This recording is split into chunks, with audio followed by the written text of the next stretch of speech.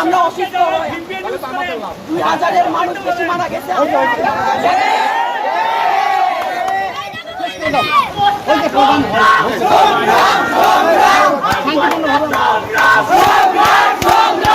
আমাদের স্বাধীন বাংলাদেশ, এই বাংলাদেশে আমাদের ছাত্র সমাজের রাজনীতি, মিটিং, মিছিল সবকিছু করার অধিকার আমাদের আছে।